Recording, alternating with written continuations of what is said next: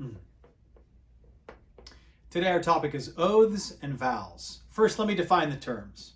J.I. Packer writes, oaths are solemn declarations that invoke God as a witness of one's statements and promises, inviting him to punish should one be lying.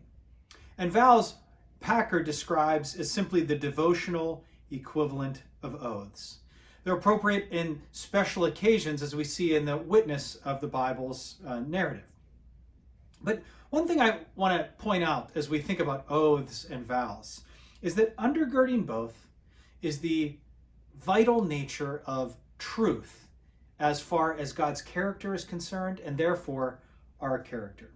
See, if you look at how truth is dealt with in the Bible, truth is divinely commanded and falsehood is prohibited. Listen to this verse from Ephesians 4:25. Therefore, each of you must put off falsehood and speak truthfully to your neighbor, for we are all members of one body. Truth is part of what we owe our neighbor. And in fact, truth-telling is associated with godliness even as far back as the Old Testament.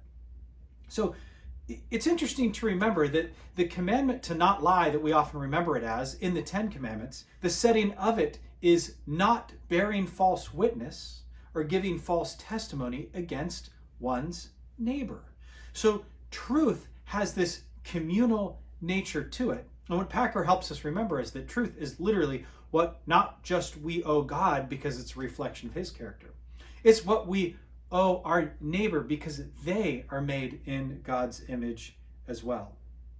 Now, Packer also goes on to cite the Westminster Larger Catechism that gives some marching orders for how we are to be people of truth. Listen to these words.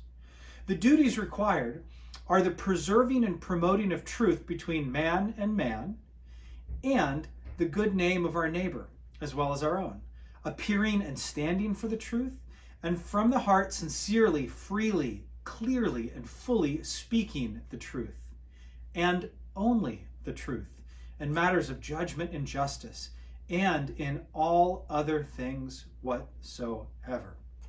You can see how important being a person of truth is as far as the Bible and God are concerned. And when Jesus arrives on the scene for his earthly ministry, some interesting things happen. Jesus at one point actually speaks out against oaths in the Sermon on the Mount. But listen to how he finishes this condemnation against oaths, because Jesus appeals back to this importance of truth. In Matthew 5:37, he says, "Let your yes be yes and your no, no." Jesus simply wants you to be such a person of truth that an oath or a vow is just simply in lockstep with how you operate each and every day of your life, simply telling the truth. And as we close, I just found it interesting that one of my favorite books on leadership, their first kind of leadership commandment is about telling the truth. The authors write, credibility doesn't come from giving orders. It comes from aligning your actions and your words. They came up with an incredible acronym, DWYSYWD. Do you know what that stands for? Do what you say you will do.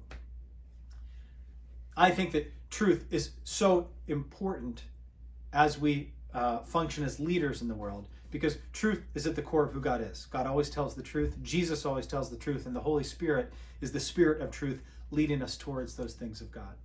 So as we think about oaths and vows, you can think of special occasions where you may make special promises. But really undergirding all that is to simply live each and every day as a person who embraces and tells the truth.